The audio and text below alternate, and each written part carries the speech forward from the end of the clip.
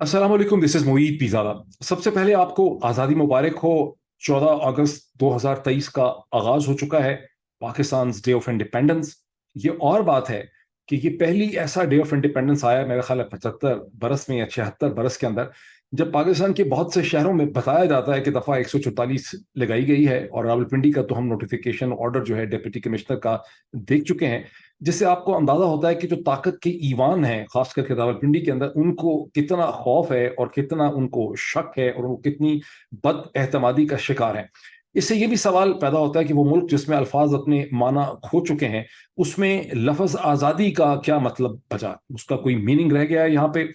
ये बहुत बड़ा सवाल है, ये बड़ा मुश्किल सवाल है, ये बड़ा चुभता हुआ सवाल है कि आज़ादी ये किस किस्म का जश्न आज़ादी है जिसमें पाकिस्तान के लोगों को खुल के जश्न मनाने की इजाज़त जो है वो नहीं है।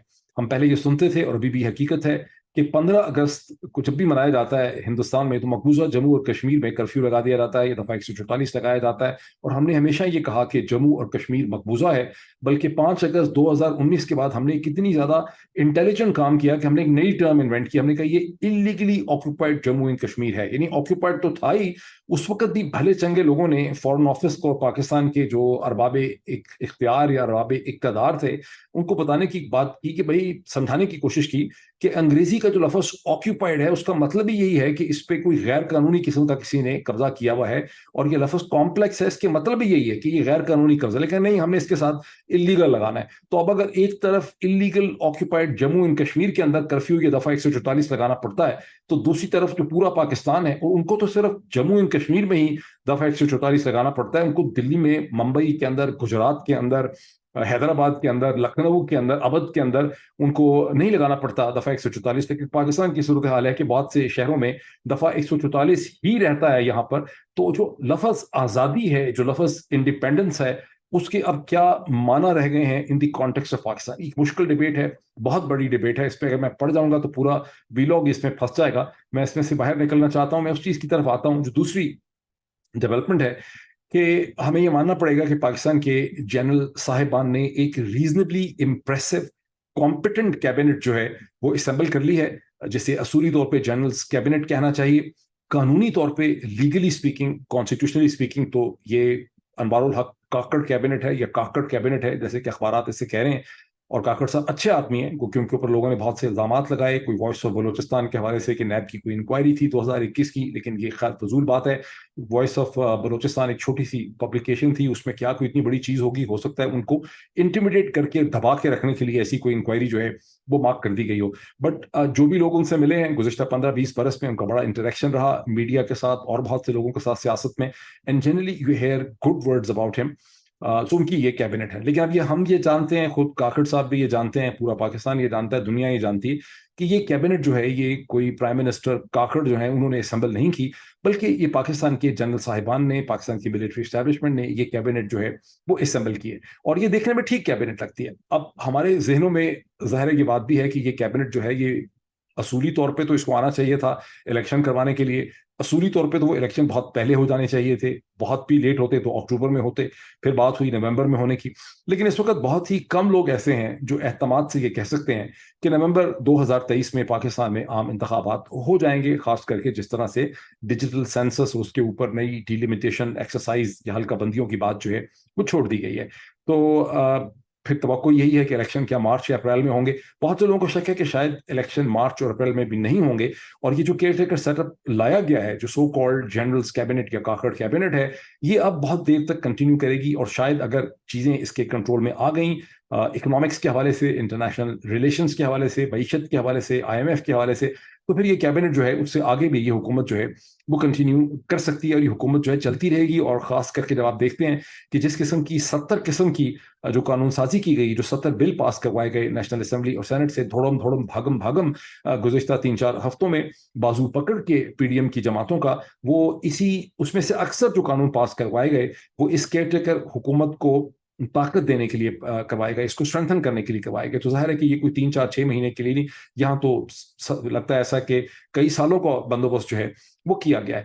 لیکن یہ جو کیبنٹ ہے, جہاں اس میں بڑے کمپیٹنٹ لوگ ہیں, وہاں اس کے سامنے بہت بڑے چیلنجز ہیں. اور میں شروع میں یہ کہوں گا کہ ایک بہت بڑا جو چیلنج ہے جنرل صاحبان کا, وہ یہ ہے کہ وہ عمران خان, جسے انہوں نے ایک کال کوٹڑی میں, ایک ڈیتھ سیل کی سچویشن کے اندر اٹک میں بند کیا ہوا ہے, الٹیمیٹلی پاکستان کے جنرل صاحبان کو اس عمران خان کے ساتھ بات کرنی پڑے گی, اسے انگیج کرنا پڑے گا, اسے لیوریج کرنا پڑے گا. غالباً جنرل صاحبان کی انڈرسٹینڈنگ یہ ہے کہ ہم اس کو ڈپریس کر کے, اس کو اپنی طاقت دکھا کے, اس کو ہم ایک کال کوٹڑی میں, جو ایک سزائے موت والے مجرم کی کال کوٹڑی ہوتی ہے, ہم اس کو دکھا رہے ہیں کہ ہم کتنے طاقتور ہیں, تمہاری کوئی اوقات نہیں ہے, تمہاری خاطر دنیا میں کوئی کھڑا نہیں ہے, پاکستان کے عوام بے دست و پاں ہیں, ہم نے ان کو کنٹرول کر لیا ہے. اسی کو پاور کمپلیکس بھی کہتے ہیں, اسی کو گاڈ کمپلیکس بھی کہتے ہیں. لیکن الٹیمیٹلی انہیں اس عمران خان کے ساتھ ڈیل کرنا پڑے گا. اور شاید اس کیبنٹ کو بہت ہی انٹیلیجنٹ چیز تو یہ ہو کہ اس کیبنٹ کو استعمال کر کے اوور آل پولیٹیکل ایٹماسفیرکس اور آپٹکس کو امپروو کریں, اور عمران خان کو انگیج کریں, اور اس کیبنٹ کے اندر کوئی پی ٹی آئی کے لوگوں کو بھی لے کر آئیں تھرو پولیٹیکل پروسیس. اور میں آپ کو ایکسپلین کروں گا کہ اس کی کیا وجہ ہے, کہ میں کیوں کہہ رہا ہوں. لیکن اس سے پہلے ہم تھوڑا سا اس کیبنٹ کو دیکھ لیں, جو میں کہتا ہوں کہ ایک اچھی امپریسو کیبنٹ ہے. میں نے آپ کو ذکر کیا کہ جو اس کیبنٹ کے ہیڈ ہیں, the prime minister, the caretaker prime minister Anwar ul Haq Kakar, اچھے آدمی ہیں, ڈیسنٹ آدمی ہیں, ان کے خلاف کبھی بھی کوئی بہت سبسٹینشیل قسم کی چیز جو ہے وہ ایگزسٹ نہیں کرتی. اور اب جو دن شروع ہو رہا ہے 14 اگست 2023 کا, وہ اپنی کیبنٹ کا خود بھی حلف لیں گے اور اپنی کیبنٹ کا حلف بھی لیں گے. اس کے بعد the most important person in this cabinet is the finance minister, جہاں پہ خیال 24 گھنٹے پہلے یہ بھی تھا کہ ڈاکٹر حفیظ شیخ کا نام تو خیر لیا ہی جا رہا تھا, لیکن اس کے ساتھ یہ بھی تھا کہ سلطان جی علانہ, جو چیئرمین ہیں of the board of the Habib bank, اور جن کا پرنس کریم آغا خان کے ساتھ بہت گہرا تعلق ہے, اسماعیلی ہیں وہ, شاید ان کو پرسویٹ کیا جا رہا ہے. کچھ ایسی بات ضرور چل رہی تھی, ایک سے زیادہ سوچنے کا, لیکن ان دی اینڈ سلطان جی علانہ نے یا تو ریفیوز کر دیا, یا بات بنی نہیں, یا یہ ہے کہ حفیظ شیخ صاحب جو ہیں ان کا پلہ بہت بھاری تھا اس ایکویشن کے اندر. اور یہ ذہن میں رہے کہ ڈاکٹر حفیظ شیخ جو اس سے پہلے پاکستان کے سندھ میں بھی فائنانس منسٹر رہ چکے ہیں, سینٹر میں بھی 2 دفعہ فائنانس منسٹر رہ چکے ہیں, ان کو پاکستان جب بلایا گیا تھا تو غالباً اس وقت شنید اور انڈیا یہ تھی کہ وہ پاکستان کے care taker interim prime minister بھی ہو سکتے ہیں. بہرحال ان کی تعریف میں آپ یہ کہہ سکتے ہیں کہ جب ان کو سیکنڈ ٹائم بھی عمران خان کی حکومت نے انگیج کیا, 1 برس و چند مہینے وہ فائنانس منسٹر رہے, اور ان دی اینڈ وہ اس وجہ سے ان کو چھوڑنا پڑا بیکاز سینٹ کا ان کو سینٹ کی سیٹ غالباً دلا نہیں پا رہے تھے, اس میں پولیٹیکل مسئلے تھے. لیکن اکانومی کو ڈاکٹر حفیظ شیخ نے as per the requirements of IMF, world bank, Asian development bank ٹھیک مینج کر لیا تھا. اور اس کے بعد کہا جاتا ہے کہ جب شوکت ترین آئے اور انہوں نے ایک ایکسپینڈنگ اکانومی, یا ایک انہوں نے مارکیٹ اورینٹڈ اکانومی ہے جس کو کہتے ہیں, کہ کھولنا کی کوشش کی انہوں نے اکانومی کو فار پولیٹیکل ریزنس, تو اس وقت معیشت جو ہے وہ ہاتھ سے باہر ہو گئی. اس کی وجہ یہ تھی کہ اس وقت پاکستان ایسا لگتا تھا کہ ایک الیکشن کی طرف بھی جا رہا ہے, اور دوسری طرف سے IMF کی اسٹرکٹ کنڈیشنلٹیز کی وجہ سے جو عوام کو بہت زیادہ مشکلات تھیں, چونکہ وہ ایک آرگینک گورنمنٹ تھی. اس آرگینک گورنمنٹ کے سامنے یہ بہت بڑا چیلنج تھا کہ آپ نے عوام کی توقعات کو پورا کرنا ہے, اور شوکت ترین نے اکانومی کو کھولنے کی کوشش کی لوگوں کو ریلیف دینے کے لیے, اور یہ اس کا ایک اکنامک فلو تھا. بہرحال حفیظ شیخ صاحب سے ایکسپیکٹ کیا جاتا ہے کہ وہ اکانومی کو اسی طرح سے لے کر چلیں گے جس طرح سے IMF, world bank, Asian development bank چاہیں گے, اور وہ ایک گڈ ول جو ہے اس کے حوالے سے جنریٹ کر سکیں گے. کیونکہ اس کا پولیٹیکل پریشر تو الٹیمیٹلی GHQ کے اوپر ہوگا, بیکاز یہ ساری کیبنٹ جو سامنے ہے, یہ کیبنٹ تو اچھے لوگوں کی ہے, کمپیٹنٹ لوگ ہیں, لیکن ان میں سے کسی کے پاس بھی پولیٹیکل پاور نہیں ہے کہ نان پولیٹیکل کیبنٹ ہے. یہ اچھے خوبصورت چہرے ہیں, صاف چہرے ہیں, لیکن پاور جو ہے وہ ساری کی ساری GHQ اور جنرل صاحبان کے پاس ہے, اور سارا پریشر ان کو اس کیبنٹ کو ان کو لینا پڑے گا. اور یہ ایک انٹرسٹنگ ہوگا کہ کتنا پریشر ان کے اوپر آئے گا اور وہ اسے کیسے ہینڈل کریں گے. دوسری جو بہت امپورٹنٹ شخصیت ہیں وہ جلیل عباس جیلانی صاحب ہیں. اب یہ ذہن میں رکھیے کہ ڈاکٹر حفیظ شیخ تو خیر اسٹیبلشمنٹ کے کینڈیڈیٹ ہیں.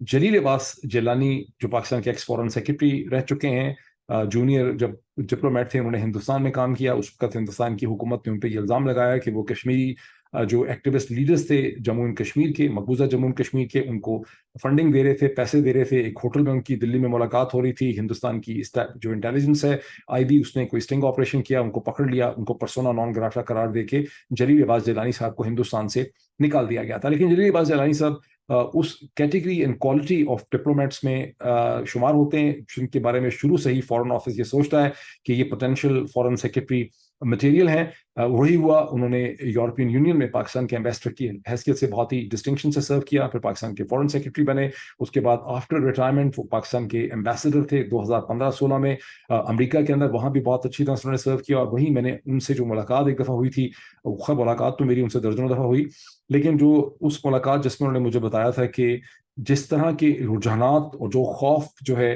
तुलसी राइट ट्रैप के हवाले से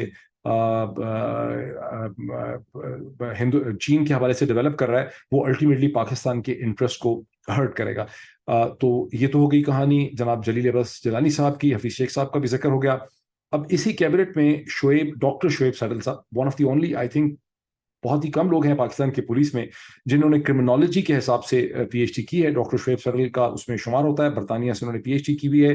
पुलिस सर्विस के हवाले से बहुत ही रेस्पेक्टेड ऑफिसर हैं। बहुत से लोगों को एतराज़ ये है कि आसिफ अली जरदारी के बहुत ज़्यादा करीब हैं और भी लोगों पर बहुत से इल्ज़ाम लगाते हैं, लेकिन अंडर द सच सर्कमस्टांसेस इनका इंटीरियर मिनिस्टर आना, वजीर दाखिला बनना, चूँकि वो कानून के और पुलिसिंग के मसाइल और मसलों को समझते हैं, ये एक अच्छा खुश आइन स्टेप है। सो ये भी एक अच्छा एडिशन है इस कैबिनेट के अंदर। अब उसके बाद आप देखते हैं कि एहसन भूम साहब जो हैं वो लॉ मिनिस्टर के तौर पे आ रहे हैं। ये पीएमएलएन के और नवाज शरीफ साहब के बहुत करीब हैं। जुल्फिकार चीमा साहब का रोल क्या होगा क्लियर नहीं है। फॉर्मर आईजीपी हैं पंजाब के, रह चुके हैं, गलबन मोटरवे के भी आईजीपी रह चुके हैं। इन्हें भी पीएमएलएन और नवाज शरीफ साहब के बहुत करीब जो है वो तस्वर किया जाता है। बहुत ही सिग्निफिकेंट इसमें जो एडिशन हुआ है, बहुत ही कॉम्पिटेंट, वो गौहर एजाज साहब का हुआ है। Gauhar Ejaz एप्टमा, all Pakistan textile bill association के इलेक्टेड प्रेसिडेंट रह चुके हैं। प्रेसिडेंट होने के बाद वो उसके पैट्रन इन चीफ रहे हैं। अब एप्टमा की इंटरनल पॉलिटिक्स और डायनेमिक्स के अंदर गौहर एजाज का बड़ा रोल रहा है। गुज़िश्ता चंद महीनों में कॉटन की यील्ड बढ़ाने में गौहर एजाज और उनकी टीम ने जो रोल प्ले किया उसको बहुत ज़्यादा पॉजिटिवली देखा गया। कहा जाता है कि 21-22 में जो कॉटन की प्रोडक्शन थी 22 और उसके शुरू में, उसके मुकाबले में गुज़िश्ता चंद माह में कॉटन की जो प्रोडक्शन है, जो यील्ड है, उसमें दुगना इजाफा हुआ है। गौहर एजाज साहब को भी इस्टेब्लिशमेंट के करीब समझा जाता है। कोई भी बिजनेसमैन जिस इतना कदावर हो और इतना एंट्रेंच जो बिजनेसमैन है पाकिस्तान का, वो हमेशा इस्टेब्लिशमेंट ही की तरफ होता है, वो किसी सियासी जमात की तरफ उसका ताल्लुक नहीं होता। तो गौहर एजाज साहब के ऊपर भी यही है कि वो इस्टेब्लिशमेंट के करीब रहे हैं। ये और बात है कि इमरान खान की हुकूमत थी उसके भी करीब थे, और इमरान खान की एडवाइस, इनिशिएटिव या ख्वाहिश पे उन्होंने लाहौर के अंदर लंगर खाने जो हैं उसका प्रोसेस शुरू किया, जिसकी फाइनेंसिंग और फंडिंग वो खुद करते रहे। अभी भी मेरी अंडरस्टैंडिंग है कि लंगर खाने शायद चल रहे हैं। और एक बड़ी इंटरेस्टिंग चीज़ है कि कहा जा रहा है कि एक खातून जो है बहुत दिलचस्प किस्म की, वो इंफॉर्मेशन मिनिस्टर के तौर पर लाई जाएंगी, जिनका कोई इंफॉर्मेशन से और पॉलिटिक्स के साथ किसी भी चीज़ की तरह से कोई भी उनका ताल्लुक जो है नहीं है। और कहा जाता है कि शरीफ फैमिली ने और नवाज शरीफ साहब के लोगों ने उनको कोई गुज़िश्ता 2-3 हफ्ते से बुला के लाहौर में, और लाहौर और इस्लामाबाद के दरमियान बिठाया हुआ है, उनकी मुलाकातें हो रही हैं। उनको पीएमएलएन चाहती है कि इंफॉर्मेशन मिनिस्टर बनाए। एज ऑफ नाउ, पहले जब मुझे किसी ने बताया, पीएमएलएन के करीब सोर्स थे, उन्होंने कहा मेरा नाम ना लेना, इसका भी जिक्र भी ना करना, बिकॉज बहुत ही कॉन्फिडेंशियल है, किसी को पता नहीं है, अगर आप इसका जिक्र करेंगे तो मेरा नाम आ जाएगा, पता चल जाएगा मैंने बताया। लेकिन मैंने उसके बाद 2 और लोगों से इस्लामाबाद में बात की कि भाई इंफॉर्मेशन मिनिस्टर रह गया कैबिनेट में। उन्होंने कहा वो खातून एक हैं, दो जो है उनको उनको वो कर रहे हैं, और अल्लाह करे कि इनको कोई सेंसिबिलिटी हो कि इन खातून को ना करें। तो एक से ज्यादा सोर्स जो है इस्लामाबाद में, उसने मुझे ये बताया कि ये जो खातून है जिनको बुलाया है पीएमएलएन ने, इनको इंफॉर्मेशन मिनिस्टर लगाने की कोशिश जो है वो की जा रही है। और अब देखना ये है कि क्या जनरल साहिबान जिन्होंने अदरवाइज एक रीजनेबली डिसेंट कैबिनेट जो है वो खड़ी कर ली है, क्या वो इस पूरी कैबिनेट को मतनाज़ा बना देंगे इन खातून को इंफॉर्मेशन मिनिस्टर बना के। सो अभी देखते हैं क्या होता है। अब ये जनरल साहिबान में से किसने ये कैबिनेट जो है खड़ी की है, ये डीजीआई जो है उनकी काविश है, या उनके डीजीसी का नाम लिया जा रहा है कि जनरल फैसल नसीर जो हैं उन्होंने इसको लीड किया है। वही अनवारुल हक काकड़ भी उन्हीं की चॉइस है, बिकॉज ज़ाहिर है उन्होंने बलूचिस्तान में सर्व किया था, और अनवारुल हक काकड़ जो है वो बलूचिस्तान से हैं, वहीं से वो सेनेटर भी हैं, वहीं के वो पॉलिटिशियन है। बहरहाल जो कोई भी है उसने एक अच्छी चीज़ जो है मैनेज तो कर ली है। लेकिन चैलेंजेस जो हैं इस कैबिनेट के बहुत बड़े हैं। पहले तो ये कि इस कैबिनेट को अपने आप को इस तरह से कंडक्ट करना है, इसमें कोई शक नहीं है कि ये कैबिनेट को जब पीछे से जीएचक्यू की सपोर्ट होगी, और जो एक व्हीकल खड़ा किया गया है, स्पेशल फाइनेंस इन्वेस्टमेंट फैसिलिटेशन, जो SSFIC जो है, स्पेशल फैसिलिटेशन इन्वेस्टमेंट काउंसिल जो खड़ी की गई है, जिसका मकसद ये है कि यूएई से, सऊदी अरब से, कतर वगैरह से एक इन्वेस्टमेंट जनरेट की जाए। और इसके बारे में लोग ये कहते हैं, जो लोग फेमिलियर हैं इस प्रोसेस से, कि इन्हीं ममालिक के जरिए हिंदुस्तान के साथ ताल्लुकात को बेहतर करने की कोशिश भी की जाएगी। तो जो प्रिंसिपल ड्राइव और थ्रस्ट यहाँ पे ये है कि किसी तरह से इकोनॉमी को ठीक करना है। अगर हम इकोनॉमी को ठीक कर लें तो लोगों की बहुत सी जो ग्रीवेंसेस हैं वो खत्म हो जाएंगी और हम चीज़ों के ऊपर, पॉलिटिक्स पे भी कंट्रोल जो है हासिल कर लेंगे। मुझे ये शक है कि चैलेंज एक्चुअली इससे बहुत ज़्यादा बड़ा है। चैलेंज ये भी है कि इस्टेब्लिशमेंट ने गुज़श्ता 16 महीने में जनरल बाजवा और उनके जानशीनों ने अपने आप को जिस बुरी तरह से कंडक्ट किया है और पाकिस्तान के लोगों पे मुसीबतों के जो पहाड़ इन्होंने तोड़े हैं, जितना जुल्म किया गया है, जितनी टिरनी यहाँ पे अनलीश की गई है, जितनी यहाँ पे मारपीट की गई है, जितना यहाँ कानून की टांगें तोड़ी गई हैं, जिस तरह से कानून को, सुप्रीम कोर्ट को, हाई कोर्ट को बेदस्तोपाक कर दिया गया, जिस तरह से हजारों पॉलिटिकल वर्कर्स को गिरफ्तार किया गया और जिस तरह से ये इस्टेब्लिशमेंट अब हिंदुस्तान के सामने एक तरह से घुटने टेक चुकी है, इन तमाम चीज़ों को मद्देनजर रखते हुए बहुत बड़ा जो चैलेंज है वो ये है कि किस तरह से ये इस्टेब्लिशमेंट, जिसका बैटर्ड एंड वुंडेड फेस है, इसको किस तरह से ये कैबिनेट अपने आप को इस तरह से कंडक्ट करे कि इस इस्टेब्लिशमेंट और पाकिस्तान के लोगों के दरमियान और पॉलिटिकल पार्टीज के दरमियान एक एहतमाद की फजा जो है उसे बहाल किया जा सके। ये बहुत बड़ा चैलेंज है जब आप देखते हैं कि 14 अगस्त जैसे दिन में आपको दफ़ा 144 पिंडी में लगानी पड़ जाती है, तो आप अंदाज़ा लगा सकते हैं कि इस वक्त पाकिस्तान के पॉलिटिकल डायनामिक्स और मूड जो है वो किस किस्म का है। ज़हन में ये भी रखिए कि एक दिन पहले मैंने भी ये कहा था, बहुत से लोग अभी भी ये कह रहे हैं कि ये जो कैबिनेट बनी है ये एक शट अप कॉल थी। इनकी जो काकड़ साहब की सिलेक्शन है, ये पीडीएम को, पीपीपी को, पीएमएलएन को एक शट अप कॉल थी। सोर्सेस का भी मुझे कहना है और इसकी कॉम्पोजिशन जो कैबिनेट की आई है इससे भी पता चलता है कि यहाँ कोई शट अप कॉल ऐसी नहीं है। इसमें 3 किस्म के आपको इन्फ्लुएंसेस नजर आते हैं। जब आप काकड़ साहब को देखते हैं, जब आप सरफराज बुख्ती साहब को देखते हैं, जब आप गौहर एजाज साहब को देखते हैं, तो आपको क्लियरली लगता है कि 3 कम, और फिर आपको हफीज शेख साहब को देखते हैं, तो जो 4 की पोजीशंस हैं ये क्लियरली इस्टेब्लिशमेंट, ये वो लोग हैं जो स्ट्रॉन्ग मैन हैं और जिनको इस्टेब्लिशमेंट बैक कर रही है, इनका कोई पॉलिटिकल बैकग्राउंड नहीं। जब आप जलील अब्बास जिलानी साहब को देखते हैं, जब आप शोएब सडल साहब भी, ये 5 लोग हो गए ये इस्टेब्लिशमेंट की तरफ से। जब आप जलील अब्बास जिलानी साहब को देखते हैं तो आपको उसके पीछे पीपल्स पार्टी का फुटप्रिंट नजर आता है। जब एहसन भून और जुल्फिकार चीमा को देखते हैं तो पीएमएलएन का फुटप्रिंट आपको नजर आता है। तो इसमें पीएमएलएन का आपको ठीक ठाक फुटप्रिंट नजर आता है और बात सोर्सेज जो क्लोज हैं नवाज शरीफ साहब के लंदन में, उनका कहना है कि अनवार काकड़ साहब जो हैं वो नवाज शरीफ साहब की पूरी ब्लेसिंग से, उनके अप्रूवल से वो यहाँ पे केयर टेकर प्राइम मिनिस्टर बने। अब इसमें से मिसिंग चीज क्या है? मिसिंग चीज ये है कि इस कैबिनेट के अंदर पीटीआई का कोई नुमाइंदा नहीं है, उसकी कोई एक्सप्रेशन नहीं है। और सबसे बड़ी सियासी जमात, फॉर ऑल प्रैक्टिकल पर्पसेस, इसमें कोई एग्जैजरेशन नहीं है, इसमें कोई किसी भी तरह से कोई मुबालगा आ रहा ही नहीं है कि इस वक्त की जो ग्राउंड रियलिटी हकीकत है कि पाकिस्तान की सबसे मजबूत जो सियासी जमात है, सबसे बड़ी जो सियासी जमात है, सबसे पॉपुलर जो सियासी जमात है वो पाकिस्तान तहरीक इंसाफ है। और उसका लीडर जो है उसे 5 अगस्त को गिरफ्तार करके एक काल कोठरी में रखा है, जहां उम्र, जहां सजाए मौत पाने वाले कैदी जो हैं उनको रखा जाता है, उस किस्म की काल कोठरी में रखा है। तो ये इस कैबिनेट का एक बहुत बड़ा गैप है, ये बहुत बड़ी इसकी कमजोरी है, ये इसका बहुत बड़ा डेफिसिट है। इसको ये कैसे ठीक करेंगे? ठीक करेंगे कि भी ठीक करेंगे नहीं। अच्छा, फिर थोड़ा सा मेरे जहन में ख्याल आता है कि शाह महमूद कुरैशी साहब जो हैं, जिनकी इस वक्त यूनिक डिस्टिंक्शन ये है कि वो वाहिद तहरीक इंसाफ के लीडर हैं। असद उमर भी वैसे निकल आए लेकिन उन्होंने कम अज कम एक प्रेस कॉन्फ्रेंस की, अपने आप को डिस्टेंस किया। लेकिन शाह महमूद कुरैशी साहब जो हैं वो वाहिद पीटीआई के लीडर हैं जिनको कुछ ज्यादा सख्ती से ट्रीट नहीं किया गया। वो आजाद हैं, फ्री हैं, स्टेटमेंट्स भी देते हैं। क्या वो इस कैबिनेट में कल कला किसी रोल में आएंगे? गवर्नमेंट में अगर आएंगे तो क्या खुद से आ जाएंगे, ये इमरान खान की ब्लेसिंग से आएंगे? ये ऐसे क्वेश्चंस हैं जिनका हमारे पास इस स्टेज पे कोई जवाब नहीं है। लेकिन ये कैबिनेट मीनिंगलेस हो जाती है from a political point of view जब इसके अंदर अगर इसमें पीएमएलएन का इनपुट है, उनकी ब्लेसिंग है, इसमें आसिफ अली जरदारी साहब और नवाज शरीफ साहब का इनपुट और ब्लेसिंग है, इसके अंदर एस्टैब्लिशमेंट, तो 3 धड़े आपको नजर आते हैं। तो इसके अंदर अगर आपको नहीं नजर आ रहा बड़ा इन्फ्लुएंस, तो आपको तहरीक इंसाफ और इमरान खान का इन्फ्लुएंस जो है वो नजर नहीं आ रहा।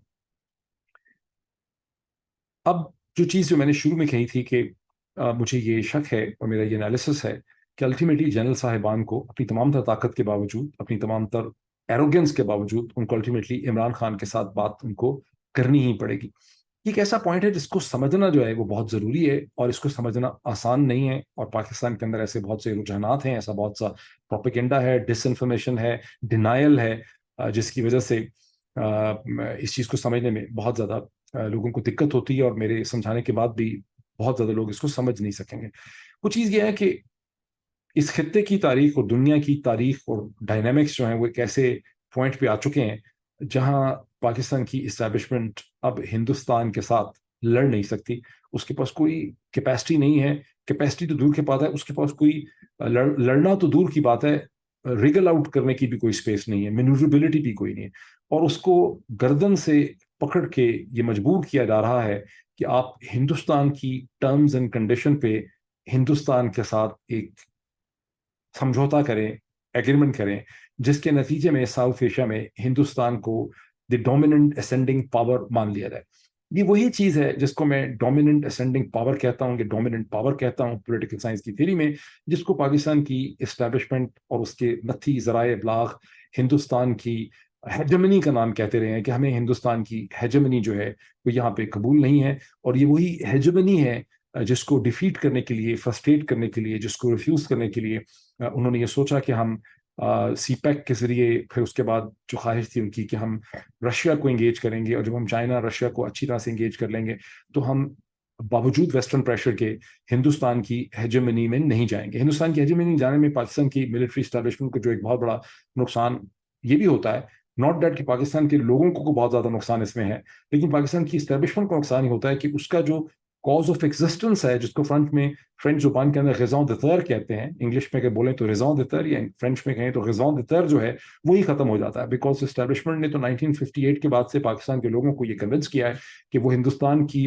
جہریت کے خلاف پاکستان کے لوگوں کا اور پاکستان کی ریاست کا دفاع کرے گی. لیکن سچویشن گزشتہ 20 برس سے, اور کسی ایک حکومت کے دور کی میں بات نہیں کر رہا, 9/11 کے بعد سے سچویشن کلیئر ہو گئی کہ دنیا کے حالات اس قسم کے ہو گئے, امریکہ کی جو ضرورت تھی ہندوستان کو انگیج کرنا, رائز آف چائنا, وہ سب چیزیں سامنے ہو گئی. تو پاکستان کی اسٹیبلشمنٹ کا لڑنا تو دور کی بات ہے, کوئی ان کے پاس اسپیس ہی نہیں ہے کہ وہ ہندوستان سے اپنی جان جو ہے وہ بچا سکیں.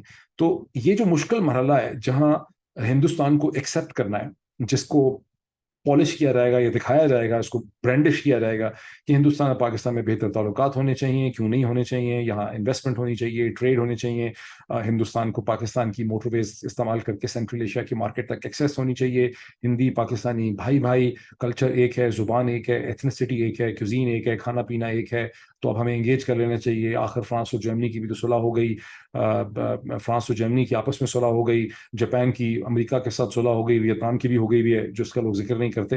تو آخر ہمارا کیا ایسا مسئلہ, یہ سب چیزیں ادھر ہی اپنی جگہ ہیں, لیکن یہ ہے بڑا ڈیفیکلٹ اور پینفل مرحلہ. اور یہ ڈیفیکلٹ اور پینفل اس لیے کہ ہندوستان کے اندر جس طرح سے RSS بھارتیہ جنتا پارٹی کی شکل میں ہندوتوا کا ایک مذہبی آئیڈیالوجی کا رائز ہوا ہے, وہ پاکستان کو کوئی کسی قسم کی اچھی ٹرمز اینڈ کنڈیشن یا کنسیشن دینے کے لیے تیار ہی نہیں ہے.